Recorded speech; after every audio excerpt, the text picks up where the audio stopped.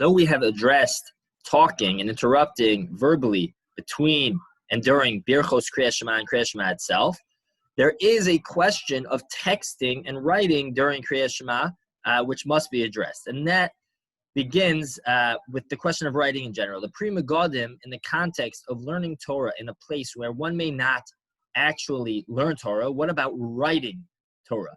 Is that the same? On the one hand, is that we have a rule here, lav kedibur dami, that thoughts are not the equivalent of actual speech, and therefore maybe it's not the same. On the other hand, we have a concept. On the other hand, says the Pri Megadim, writing is an action as opposed to a here or a thought, which is just in our mind. Writing does bring it into the world. Writing is a reality, and therefore maybe we need to be more strict. And he leaves that actually b'tzarchi, and he does not resolve that question.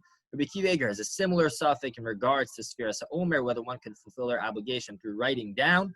And this is a question which comes up in many areas. But what about in particular as it pertains to writing during Birchos Kriat Shema or Kriat Shema itself in an area where one may not speak, but what about writing? So there are those, of course, on both sides of the fence. So there are those that are lenient. Rav Chaim Kanievsky among them suggests that even though dibur is a hefsek and dibur is strictly prohibited, ksiva, writing something down, may not serve as a formal hefsek. Since we say here hor lav ki dibur dami, it's not the same level. It's not the same level of interruption to write something. It's not actually verbalizing something, and therefore maybe it's not a formal hefsek. Certainly, it would not be appropriate, right? There are other concerns of being distracting, and for the appropriateness of the climate that we are in shul or even at home davening on our own. But in terms of strictly serving as a hefsek, as an interruption between the brachos, perhaps there's room to be lenient on that, Rav Chaim Kanievsky suggests. However, there are those that are more concerned, those that actually say that writing is even worse than dibur in this case. Why? Because part of the issue with the hefsek is the interruption that we are causing. And therefore, an action of actually writing may cause a more severe interruption than just saying a couple of words. It's a formal action. It's going into an action itself, which may be even more severe of an interruption in such a case.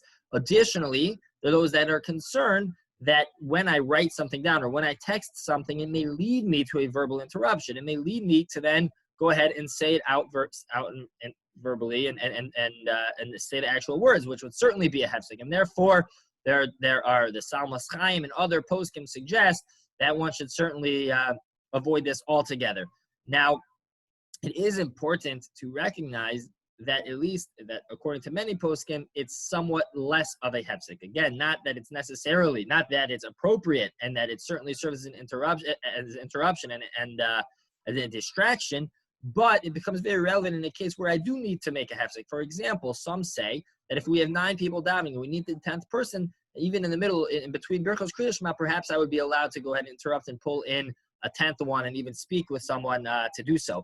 However, if I have the opportunity and the effectiveness is just as good to call, to text or write to someone than actually verbally say something. So it may be preferable, according to these poskim, to actually write it down or text it versus verbalizing. So again, in summary, it's certainly all poskim would agree that to just text for the sake of texting or talking is certainly inappropriate and distracting and not proper for the climate.